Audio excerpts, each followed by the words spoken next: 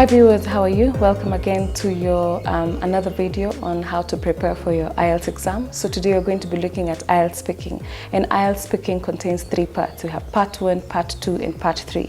And so for part 1, what you expect to find is questions really about yourself, where you come from, definitely your name, and stuff like that. But then again, after introducing yourself, they can present a topic, and they would present a topic, for example, friendship, a topic on friendship, and they can ask you or just tell you, let's talk about friendship. So here you want to be aware of your present, past and future tenses. So it's good for you to be prepared for tenses. They'll ask you a question in the past, in the present, for example. Do you prefer to have best friends or to just treat everyone the same? And you might want to respond with something like, I prefer to have best friends because you cannot trust everyone, and a friend in need is a friend indeed. So I would prefer to actually have best friends, those that I can trust with maybe some things. And then they can ask you a question in the past, for example, have you ever been betrayed by a friend? And you might want to respond with, just maybe say yes or no.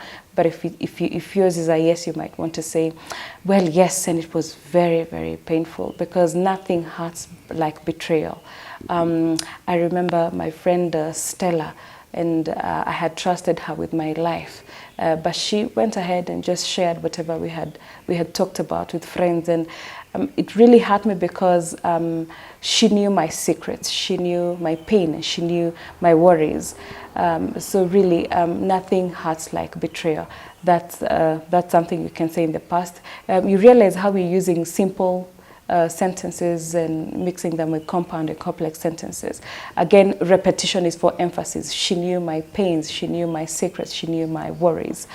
Then you want to move to to the future tense, present, past, and then future tense. So you might ask a question like, will you trust friends with your children in the future? Or do you think you will trust friends with your children in the future? And you might want to say something like, given that I've been betrayed before, I am not sure if I want to trust friends with my children in the future. But then again, everyone needs a friend, and children need a lot of care and support. So it's a yes or no question. Given that I need the support to raise my children. Again, I would want to say once bitten, twice shy, because I was betrayed by a friend, and so I want to be very, very careful. So it's a yes or no question. But if at all I am to trust a friend, then I have to be very, very cautious with that. And so thinking about present, past, and the future tense, ensure that you're aware of that and you've revised your tenses, because you're also going to look at just how relevant you are and how you're able to communicate effectively. Give a comprehensive answer. Again, here we're looking at your point, evidence, and explanation. Yeah, you're thinking of maybe if someone asks you about a friend of yours who's called John, you'll say, John is my best friend. He's caring and helpful. So that's your point. Evidence would be, I remember when I was going through a difficult time revising for my exams, and John came through for me. As much as he had so much to do, he still sacrificed his time and came through for me to help me revise for my math exam. And so everyone needs a friend, or a true friend like John.